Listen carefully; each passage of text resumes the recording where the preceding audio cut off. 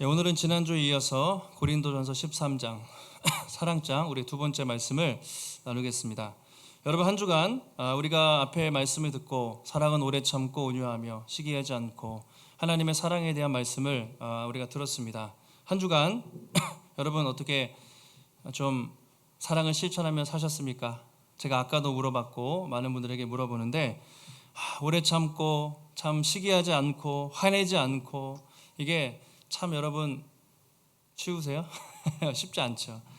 쉽진 않은 것 같아요. 우리가 이 말씀을 듣고 세상에 나가면 여전히 집안에서 아이들은 똑같이 또 가족들 변한 게 없고 직장 가도 그렇고 늘 바뀐 게 하나도 없는데 내가 뭐 한다고 뭐가 바뀌겠어. 이렇게 좀 낙심이 되고 이렇게 좀 사람은 역시 바뀌지 않아. 이런 체념이랄까요? 이런 마음이 생길 수도 있습니다. 근데 여러분, 그 사단이 주는 생각입니다. 절대로 우리는 우리 힘으로 사랑하는 게 아니라 우리 힘으로는 안 되지만 우리가 하나님의 자녀이기 때문에 하나님의 은혜를 받은 자이기 때문에 그의 은혜로 사랑할 수 있다는 것을 여러분 꼭 기억을 하시면 좋겠습니다. 종교는 무엇입니까? 여러분들이 열심히 하십시오. 사랑하십시오. 봉사하십시오. 헌신하십시오. 그러면 하나님이 기뻐할 것입니다. 이게 율법과 종교인데, 복음은 무엇입니까? 하나님이 아무 조건 없이 우리를 100% 사랑하셨기에 우리가 그 은혜에 감사해서 우리도 누군가를 사랑하고 말씀에 순종하며 살아가는 것입니다. 그래서 늘 중요한 것은 내가 사랑해야지, 내가 뭐 해야지 결심하기 전에 항상 내가 하나님께 받은 사랑이 얼마나 큰가, 내가 그 은혜를 얼마나 제대로 누리고 있는가, 이것을 잘 기억하는 것이 여러분 중요한 것 같습니다. 그래서 우리는 받은 만큼요, 여러분 받은 만큼 사랑할 수 있죠. 받은 것 이상으로 우리는 뭘 할 수가 없어요. 많이 받고 많이 깨달은 사람은 많이 사랑하고 하나님 사랑을 자기가 적게 받았다고 생각하는 사람은 그 수준밖에 안 됩니다. 복음서에 보면 마리아가 300데나리온, 너무나 귀한 걸 아낌없이 보일 수 있었던 것은 자기가 받은 죄사함의 크기가 너무나 크다는 것을 알았기 때문에 전 재산 팔아도 아깝지가 않았던 것이죠. 그런데 제자들은 바리새인들은 하나님의 사랑을 잘 몰랐어요. 너무 아까워했습니다. 그래서 우리가 중요한 것은 우리의 신앙생활의 핵심은 무엇인가? 열심히 봉사하고 섬기고 직분을 받고 그런 것도 중요하지만 하나님의 사랑을 깊이 깨닫고 그리고 하나님을 어떻게 닮아갈 것인가, 그분을 닮아가는가의 싸움이라고 우리가 할 수가 있습니다. 바울이 에베소서에서 편지를 쓰면서 성도들에게 간절히 기도하죠. 내가 하나님 앞에 무릎을 꿇고 간절히 기도합니다 하면서 하는 기도가 에베소 3장 17절 이하에 나와 있습니다. 너희가 사랑 가운데서 뿌리가 박히고 터가 굳어져서 능히 모든 성도와 함께 지식에 넘치는 그리스도의 사랑을 알고, 19절 함께 있습니다. 그 너비와 길이와 높이와 깊이가 어떠함을 깨달아 하나님의 모든 충만하신 것으로 너희에게 충만하게 하시기를 구하노라.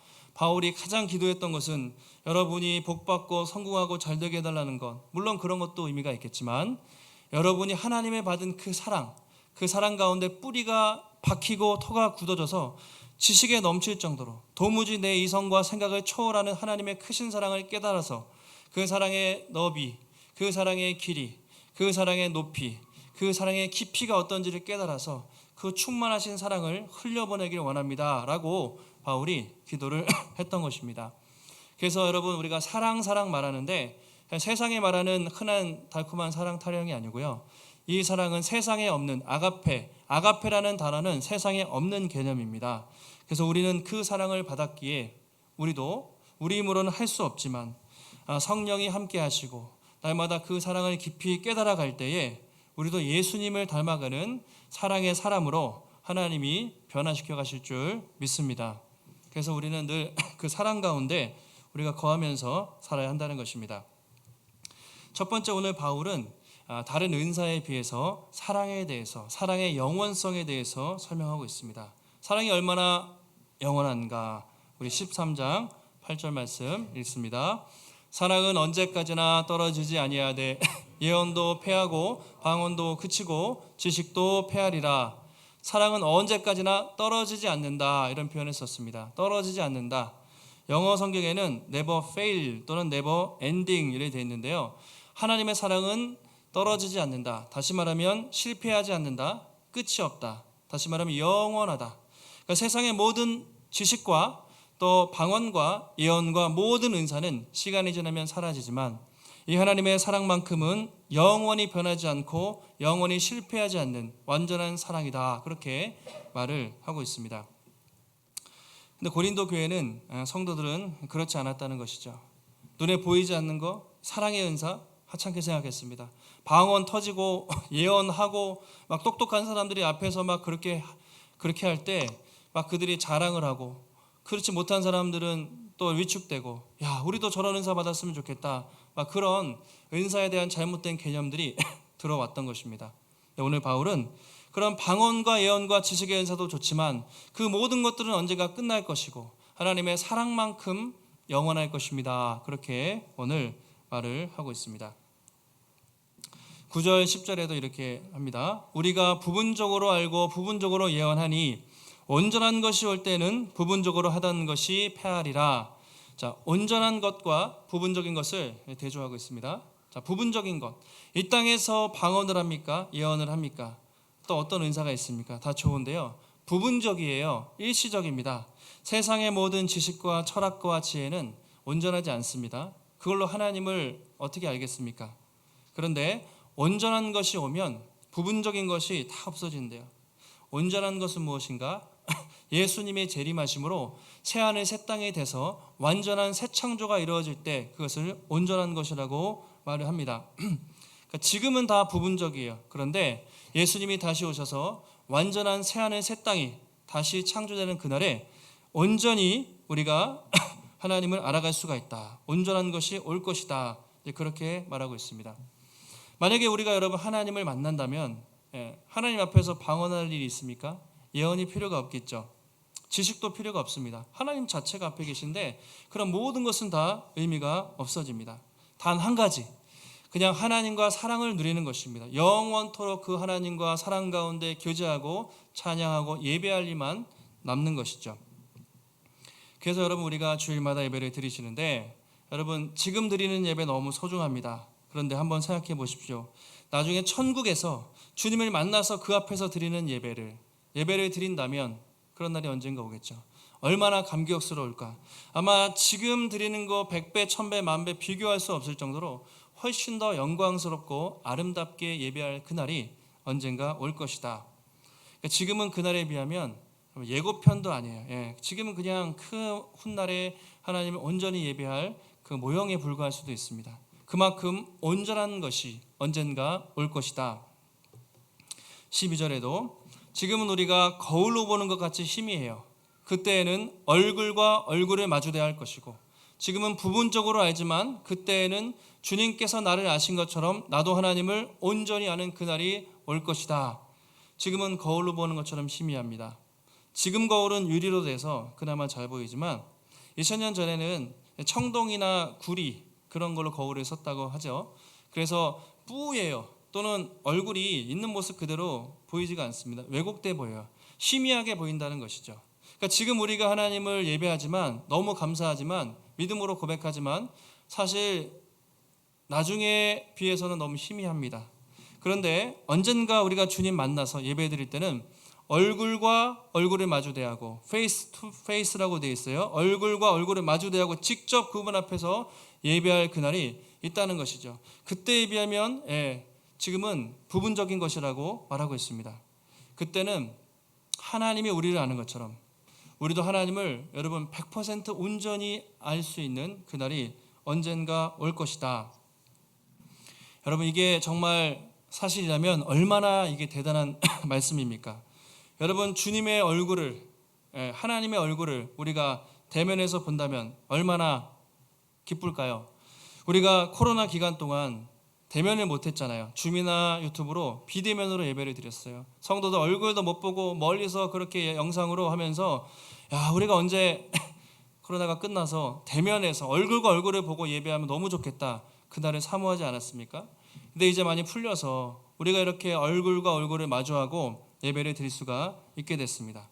그런데 그 언젠가 주님 오시는 날 온전한 것이 임하는 그날에는 지금 우리가 믿음으로 예배하지만 그때는 하나님의 얼굴을 보고 얼굴과 얼굴을 마주대하고 그분의 임재 가운데 하나님을 예배하는 그날이 언젠가 온다는 것이죠.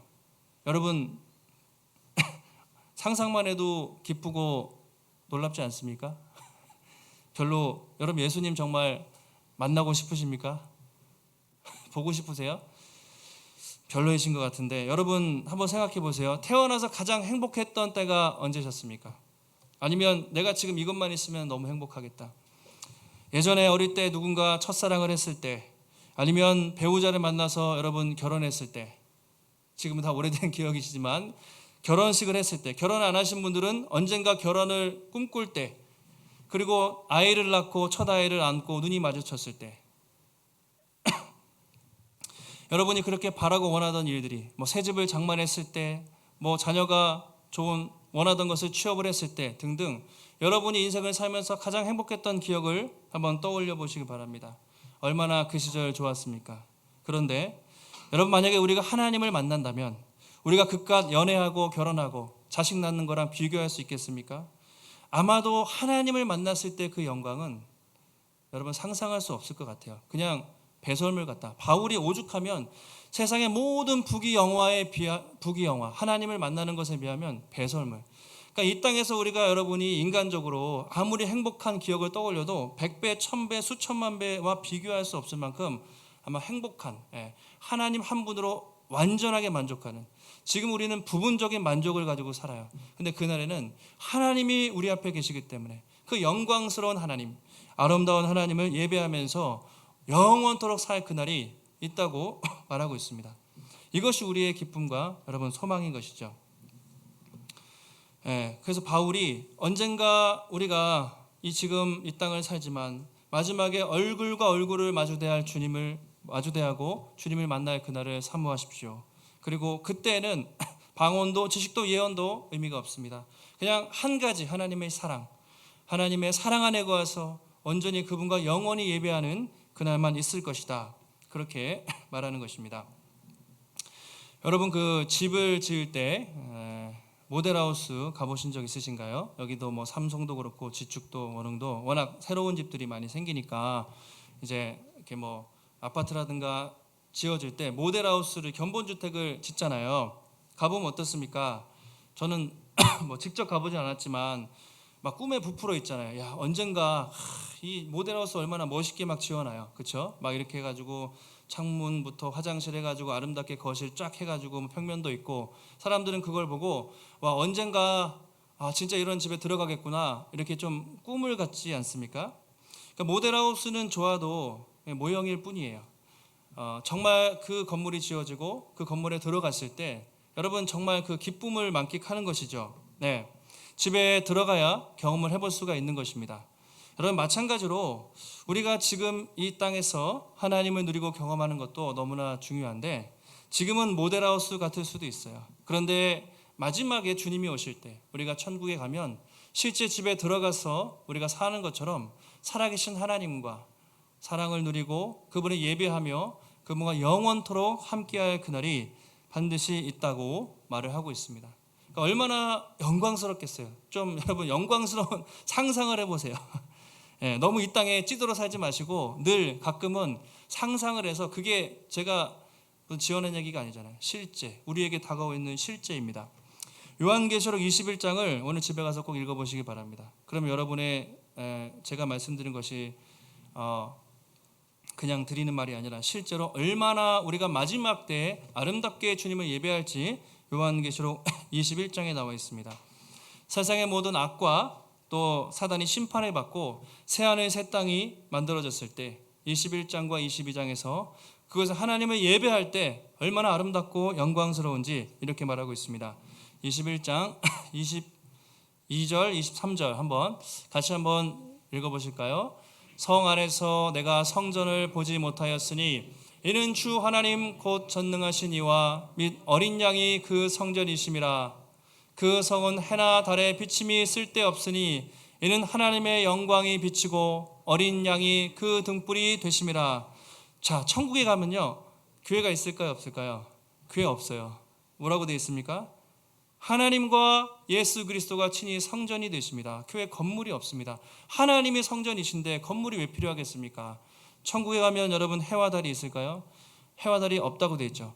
어둠 자체가 없습니다. 하나님이 밝게 빛나는 태양처럼 우리를 그렇게 내리쬐기 때문에 어둠이 없기 때문에 그곳에는 태양도 달도 없는 것이죠. 지금 우리가 경험하는 것이 촛불 정도, 촛불을 켜고 하나님을 아는 것이라면 그때는 태양이 밝게 비춰서 살아계신 하나님을 여러분이 직접 경험하고 그 하나님을 영원토록 찬양하며 예배하게 될 것입니다. 여러분 상상만 해도 놀랍지 않습니까? 하나님이 친히 성전 되셔서 성전이 없는 세상, 그리고 하나님의 영광이 태양처럼 밝게 비쳐서 태양도 없고 불빛이 없는 하나님 자체가 영원히 빛나는, 우리는 그 안에서 하나님을 누리는 그 세상, 우리가 그곳에서 영원토록 세세토록 주와 함께 찬양할 것이다. 이것이 성경이 마지막에 성도들을 향해서 또 권면하고 있는 말씀입니다. 그래서 여러분 우리가 오늘 예배를 드리시잖아요. 오늘 예배 자체로도 너무 중요한 의미가 있는데 천국에서 마지막 그날에 하나님과 영원히 드릴 그 예배의 예고편, 예행 연습이라고 여러분 생각하시면 좋겠어요. 그렇게 생각하면 여러분 이 자리에 하나님이 계신데 어떻게 예배 시간에 지루할 수가 있겠습니까? 그렇죠? 하나님이 함께 하신 곳, 하나님의 임재가 있는데 어떻게 우리가 준비되지 않은 마음으로 예배를 나올 수가 없는 것이죠. 그런 사람들은 예배의 의미를 아직, 예배의 영광을 잘 모릅니다. 우리가 조금은 예배를 준비하는 마음을 제가 한 2년 반쯤 되니까 좀 많이 루즈해졌어요. 조금 가다듬으면 좋지 않을까 싶습니다. 예배 시간에도 우리가 미리 나와서 기도하셔야죠. 그렇죠? 우리가 한두 번은 그럴 수 있는데 습관적으로 듣는 건 하나님이 별로 기뻐하지 않으시는 것 같아요. 언젠가 우리가 정말 주님을 예배하고 그 거룩하신 하나님을 보는데 우리가 미리 와서 준비된 마음으로, 경건한 마음으로 예배를 드리고 또 그날에 있을 예배를 우리가 미리 경험하는 시간입니다. 그래서 오늘도 우리가 예배를 드릴 때 언젠가 천국에서 하나님을 직접 만나서 예배드릴 그 영광스러운 그날을 사모하는 예배가 되시면 좋겠고, 또 지금 드리는 이 예배가 하나님이 기뻐 받으시는 또 천국의 은혜와 그 기쁨을 미리 맛볼 수 있는 하나님의 임재가 풍성한 복된 예배가 되시기를 예수님 이름으로 축복합니다. 자, 이제 바울이 마지막으로 사랑장의 결론을 이렇게 맺고 있습니다. 13절, 그런즉 믿음, 소망, 사랑, 이 세 가지는 항상 있을 것인데 그 중에 제일은 사랑이라. 잘 아시는 구절입니다. 우리가 신앙생활하면서 여러분 이 믿음과 이 소망과 이 사랑 얼마나 중요합니까? 우리가 여러분 어떻게 구원을 받았습니까? 우리가 구원받은 것은 무엇입니까? 우리 행위가 아니라 예수 그리스도를 믿음으로 구원을 받았습니다. 또 우리에게는 어떤 소망이 있으십니까? 여러분 어떤 소망을 갖고 사십니까? 천국 소망과 부활에 대한 소망이 있죠. 만약에 우리에게 그 소망이 없다면 이 땅에서의 삶이 많이 힘들 거예요. 그런데 우리는 천국과 부활의 소망이 있기 때문에 이 땅을 살아갈 수가 있습니다. 믿음도 중요하고 소망도 중요한데 바울은 그 중에 제일은 사랑이라, 최고는 사랑이라 이렇게 말하고 있습니다. 왜 그럴까요? 왜 사랑이 가장 중요하다고 바울이 말했을까요?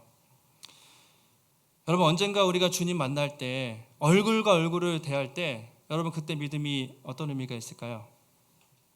주님을 보게 됩니다. 하나님이 눈앞에 계신데 지금은 믿음으로 주님을 보지만 그때는 눈으로 하나님을 보기 때문에 어떻게 보면 믿음이 의미가 없을지도 모르겠습니다. 그리고 그때는 이미 우리가 부활해서 영원한 영생을 가진 몸이 되었기 때문에 더 이상 천국 소망, 부활 소망이 없습니다. 필요가 없어요.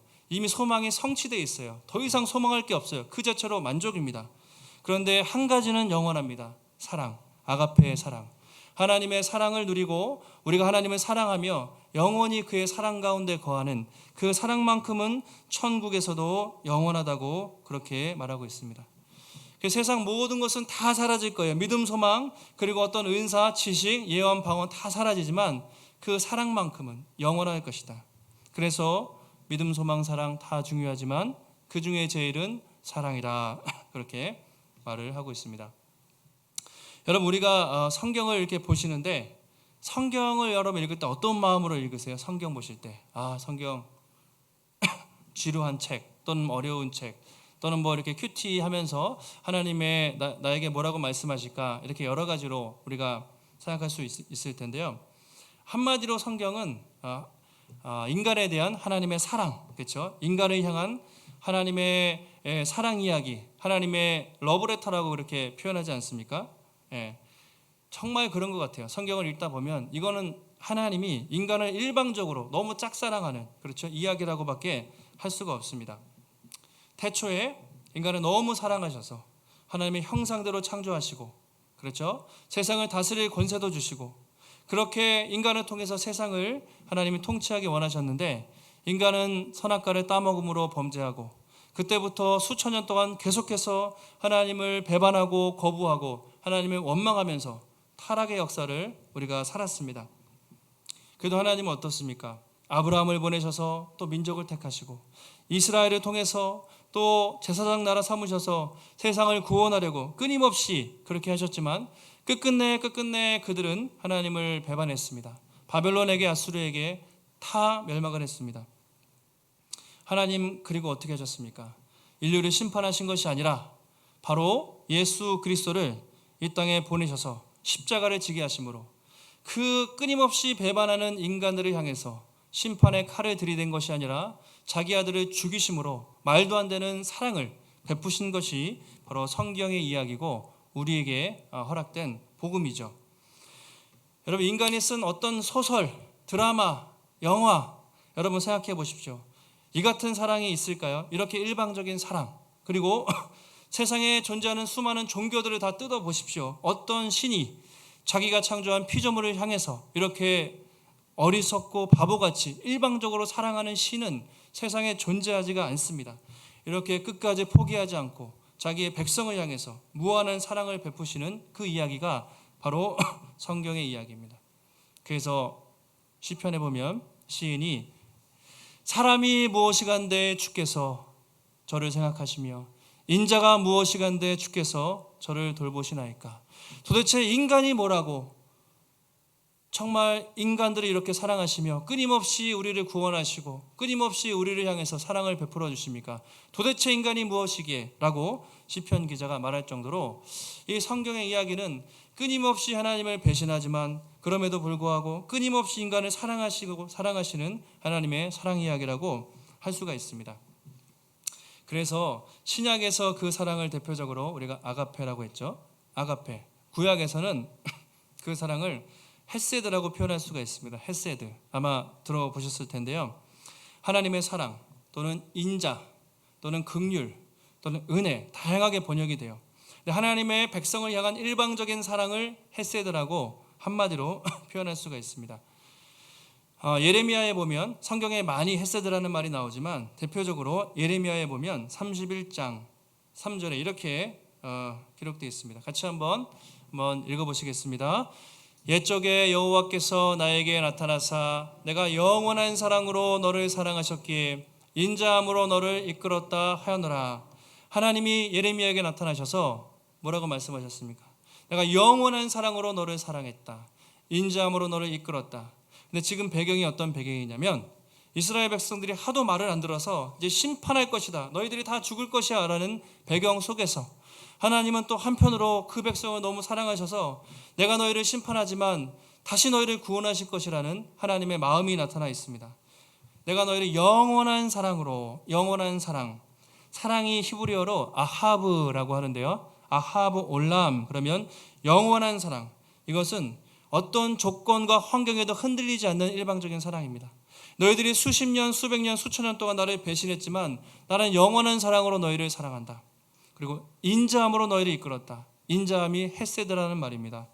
하나님은 한 번 택한 백성은 죽을 때까지 포기하지 않으세요. 인간은 하나님을 배신하지만 나는 너희를 택한 백성들을 끝까지 책임지겠다는 헤세드, 그것이 인자함으로 너희를 이끌었다. 너희들이 바벨론에게 멸망될 것이지만 다시 내가 너희들을 구원할 것이다. 그 헤세드와 영원한 사랑을 성경에서 말씀을 하고 계십니다. 근데 성경 곳곳에 다 그래요. 선지서들의 말을 봐도 내가 너희를 심판하겠다 말씀하시지만 하나님의 그 애끓는 사랑으로 너희들을 포기하지 않고 구원하시겠다는 하나님의 말씀입니다. 그리고 신약시대 예수 그리스도를 보내셔서 십자가에 죽게 하시고 부활하게 하심으로 오히려 모든 믿는 사람을 구원하시는 하나님의 놀라운 사랑이 성경에 나타나 있는 것이죠. 그것을 우리가 구약에서 헤세드, 신약에서는 아가페라고 말하는 것입니다. 바로 우리가 그 사랑을 받은 자들이라는 것이죠. 그래서 어떤 유명한 시인이 하나님의 사랑을 뭐라고 표현했냐면 천국의 사냥개다 이렇게 표현했다고 합니다. 천국의 사냥개. 검색해 보시면 천국의 사냥개라는 시가 참 내용도 감동적이에요. 왜 사냥개라고 표현했겠습니까? 하나님이 사냥개가 먹이다 보면 끝까지 쫓아가고 한번 물면 놓지 않는 것처럼 하나님이 당신이 택한 백성은 끝까지 포기하지 않고 끝까지 추적해서 그를 사랑하시고야마는 천국의 사냥개 같은 하나님의 사랑이다 이렇게 시를 쓴 것이죠. C.S. 루이스 아시죠? 수많은 종교가 있습니다. 기독교와 우리 세상의 종교와 차이점이 무엇입니까? 라고 물어본다면 그 위대한 학자가 딱 한마디로 그것은 은혜입니다. 한마디로 은혜. 천국의 사냥개처럼 지독하게 평생 나를 따라온 하나님의 은혜 때문에 내가 구원을 받았습니다.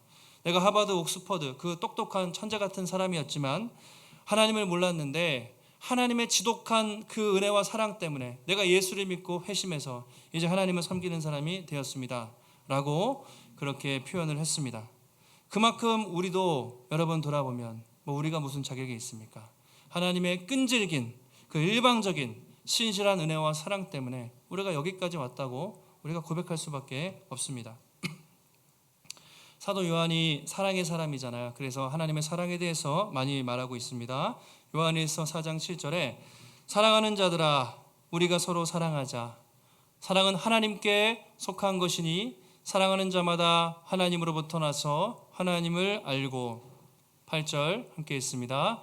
사랑하지 아니하는 자는 하나님을 알지 못하나니 이는 하나님은 사랑이십니다. 왜 사랑이 중요합니까? 하나님 자체가 사랑이세요. 성부와 성자와 성령 자체가 영원전부터 영원까지 사랑이시기 때문에 그 사랑이 영원할 것이다. 그리고 우리가 그 영원한 사랑을 받았다고 그렇게 말하고 있습니다. 요한이 뭐라고 얘기합니까? 그가 우리를 위해서 목숨을 버리셨으니 우리가 이로써 사랑을 알고 우리도 형제를 위해서 목숨을 버리는 것이 마땅하니라. 하나님이 이같이 우리를 사랑하셨은즉 우리도 서로 사랑하는 것이 마땅하니라. 성경은 계속해서 말합니다. 우리가 갚을 수 없는 놀라운 사랑을 받았기에 우리도 이제는 그 사랑을 전하는 것이 마땅하니라. 예수님도 제자들에게 내가 너희를 사랑한 것 같이 너희도 서로 사랑하라. 너희가 서로 사랑하면 모든 사람들이 너희가 내 제자인 줄 알리라. 여러분 그렇게 말씀을 하셨습니다. 여러분 세상 밖을 한번 내다보시면 얼마나 세상이 어때 보이세요? 멋지고 아름다워 보이십니까? 겉으로는 부족할 것이 없어요. 너무 멋지고 아름다워 보이지만 속으로 들어가면 가는 곳마다 깨져 있고 상처투성이지 않습니까? 싸우고 다투고 분열하고 정상적인 게 없습니다. 왜 그렇습니까? 다른 거 다 있는데 사랑이 없기 때문에 그래요. 세상은 이 사랑이라는 가치를 잃어버렸습니다. 여러분 사람이 어떻게 변화됩니까? 지식이 있다고 돈이 많다고 명예 학벌, 권력, 제도 개혁 또 복지 정책을 잘한다고 세상이 완전히 바뀌지 않습니다. 세상이 바뀔 수 있는 그리고 단 한 사람이 변할 수 있는 유일한 방법은 하나님의 사랑, 그 사람을 체험하는 것입니다. 저와 여러분도 사실 예수님의 십자가 사랑 때문에 여러분 변화되지 않았습니까? 그래서 베드로가 이렇게 얘기하죠. 무엇보다 뜨겁게 서로 사랑할지니 사랑은 허다한 죄를 덮느니라. 왜 사랑이 필요합니까? 허다한 죄들. 여러분 우리 안에 서로 간에 얼마나 죄가 많이 보입니까? 사랑은 죄를 덮어줘요. 그래서 그 사랑이 필요하다고 하나님의 사랑이 필요하다고 성경은 계속해서 말하고 있습니다. 여러분 우리가 참 누군가를 사랑한다는 것은 참 쉽진 않습니다. 그런데 돌아보면 우리는 참 사랑하고 사랑받을 때 제일 행복한 것 같아요. 그게 인간이 그렇게 창조되었기 때문에 누군가를 사랑하고 또 누군가에게 사랑을 받을 때 우린 참 행복을 느낍니다. 100세가 넘어서 지금도 활동하시는 김영석 교수님, 그 철학자 아실 텐데요. 해마다 100세를 넘기시니까 지금 102세신가요? 연초에 항상 인터뷰를 하세요. 언제 가실지 모르기 때문에. 근데 지금도 정정하세요. 100년을 살아보시니 당신이 언제 가장 행복하셨습니까? 라고 물어보셨을 때 그 뛰어난 철학 교수님께서 이렇게 대답을 했습니다. 사랑이 있는 고생을 했을 때, 이렇게 표현했어요. 좀 특이한, 사랑이 있는 고생을 했을 때 제일 행복했습니다. 나는 사람들과 더불어 사랑받고 사랑하면서 살았을 때 지금 생각해 보니까 제일 행복했습니다. 그 사람은 사회적으로도 성공하고 또 뛰어난, 또 이렇게 명망 있는 사람이 됐지만 지나보니 남는 건 하나도 없고 사랑이 있는 고생. 그러니까 사랑은 분명히 고생을 따라요. 그래서 내가 누군가를 사랑했어요. 나를 통해서 그 사람이 변화되고 회복하는 것을 봤을 때 나는 돌아보니까 그때가 내 100년 인생 중에 가장 행복했습니다. 이제 그렇게 그분이 고백을 하신 것이죠. 거기서 여러분, 학이나 명예나 부와 어떤 것이 뭐가 남겠습니까? 남는 건 사랑밖에 없다. 남는 건 사람밖에 없다. 그 얘기를 하셨습니다. 저도 동의가 되었습니다. 부족하지만 누군가를 사랑할 때, 또 나의 사랑을 통해서 누군가가 회복되고 성숙할 때, 또 누군가의 사랑을 받을 때 참 그때 가장 행복하고 기뻐했던 기억이 있는 것 같습니다. 마지막으로 여러분 한 가지 예를 드리고 마치겠습니다. 예전에 스코틀랜드에서 종교개혁 함께 참여했던 로버트 브루스라는 사람이 있었습니다. 종교개혁자, 16세기 아마 엄청나게 믿음이 좋았던 사람이겠죠. 그가 어느 날 죽을 때가 가까이 왔다는 것을 이제 직감한 것 같아요. 이렇게 자녀들을 불렀습니다. 아침 식사를 하면서 딸에게 이렇게 말했다고 합니다. 딸아, 주님께서 나를 부르시는 것 같다. 이렇게 하면서 성경책을 가져와 봐라 하더니 성경책 로마서 8장을 펼쳤습니다. 이미 그는 시력이 어두워서 눈에 잘 보이지 않았지만 거의 그 말씀을 아마 암송하기까지 너무나 많이 보았기 때문에 희미하지만 그 말씀을 쭉 읽다가 마지막 한 군데에서 그의 손가락이 멈췄다고 합니다. 그는 그 위에 구절 위에 손가락을 올려놓고 이 말씀을 읽었습니다. 그것이 로마서 8장 38절 39절입니다. 같이 한번 읽겠습니다. 내가 확신하노니 사망이나 생명이나 천사들이나 권세자들이나 현재일이나 장래일이나 능력이나 높음이나 기쁨이나 다른 어떤 피조물이라도 우리를 우리 주 그리스도 예수 안에 있는 하나님의 사랑에서 끊을 수 없으리라. 아멘. 로마서 8장 뒤에 읽어보시면 하나님의 사랑이 얼마나 큰지 클라이막스가 있지 않습니까? 마지막 구절입니다. 저 말씀을 딱 읽고 이렇게 말했다고 합니다. 얘들아, 하나님이 너희와 함께 하시기 바란다. 아침은 너희와 먹지만 저녁은 예수님과 먹을 것 같다 하고 그날 하나님을 만났다고 합니다. 그 말씀 하나 붙잡고 그 사람이 마지막에 붙잡을 수 있었던 건 세상의 명예겠습니까? 부귀겠습니까? 뭐겠습니까? 하나님의 영원한 사랑, 죽음도 끊을 수 없는, 나는 죽지만 죽는 것이 아니라 저녁에 예수님과 식사하면서 더 좋은 곳에서 영원토록 그와 함께 있을 것이다. 이 담대한 믿음으로 기쁨으로 천국을 갔다고 그렇게 기록하고 있습니다. 여러분, 그렇습니다. 하나님의 사랑 영원 전부터 있었고 영원 후까지 세상에 그 어떤 것도, 사망도 생명도, 그리고 어떤 천사도 사단도 그 무엇도 그 사랑을 끊을 수 없는 우리는 영원한 사랑을 받았고 지금도 그 사랑이 우리를 붙잡고 있고 그 사랑이 영원토록 함께할 것이라고 성경은 말하고 있습니다. 여러분, 우리가 이 사랑을 받은 자로서 고린도 13장을 보실 때 부담이 될 수는 있습니다. 내가 정말 사랑할 수 있을까? 또 넘어질 텐데. 여러분, 낙심하지 마시기 바랍니다. 우리 힘으로는 할 수 없는 것이 맞습니다. 그러나 주님이 우리에게 그런 사랑을 베풀어 주셨기에 우리 힘으로 할 수 없지만 우리 안에 계신 성령의 은혜를 구할 때, 또 우리가 예수 그리스도를 믿는 믿음으로 하나님께 받은 그 사랑을 우리가 흘려보낼 때 여러분, 하나님께서 다시 한번 우리에게 그 사랑을 행할 믿음을 허락해 주실 줄 믿습니다. 여러분 안에 사랑이 부족하다고 느낄 때마다 하나님께 나아가서 여러분 그분의 사랑을 구하시기 바랍니다.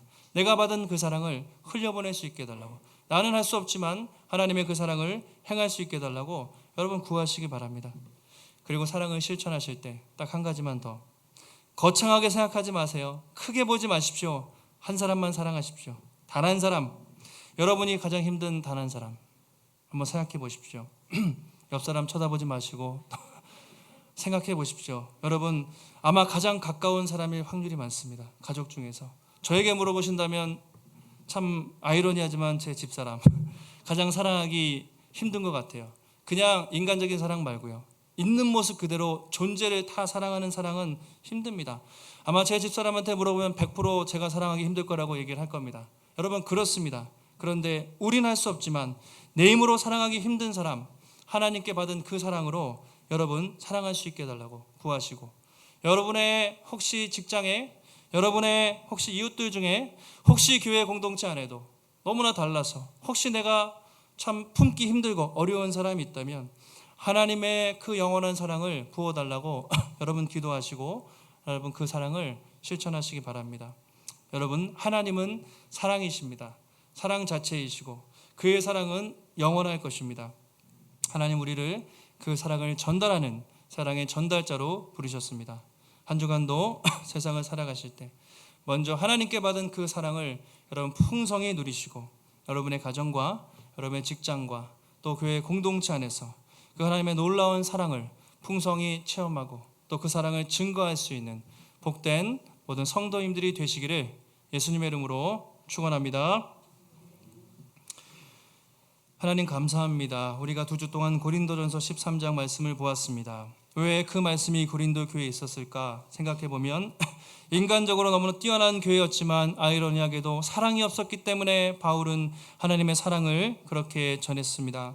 하나님, 우리가 참 이 말씀이 부담이 되기도 하지만 하나님이 먼저 우리를 그렇게 사랑하셨고 영원히 천국의 사냥개처럼 어떻게 보면 포기하지 않고 일방적으로 사랑하셨기에 우리가 구원을 받았고, 우리가 그같이 놀라운 사랑을 받았기에 너희도 형제를 사랑하는 것이 마땅하다고 주님 말씀을 하십니다. 주님, 우리 힘으로는 사랑할 힘이 없음을 고백합니다. 한 주간도 세상에 살아갈 때에 다시 한번 아버지께 받은 그 놀라운 사랑을 기억하며 또 우리 안에 계신 성령으로 말미암아 그 사랑의 넓이와 깊이와 높이와 길이를 깨달아서 하나님 그 사랑, 가장 가까운 사람, 사랑하기 힘든 그 사람을 아버지의 사랑으로 품고 사랑하며 섬길 수 있는 귀한 사랑의 사람들이 될 수 있도록 붙잡아 주시옵소서.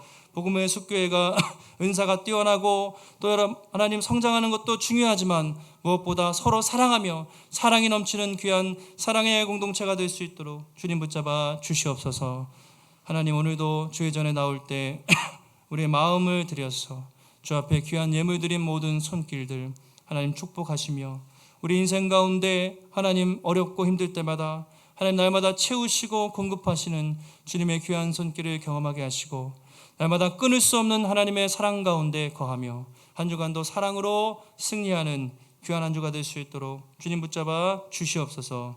모든 말씀 거룩하신 예수님의 이름으로 기도하옵나이다. 아멘.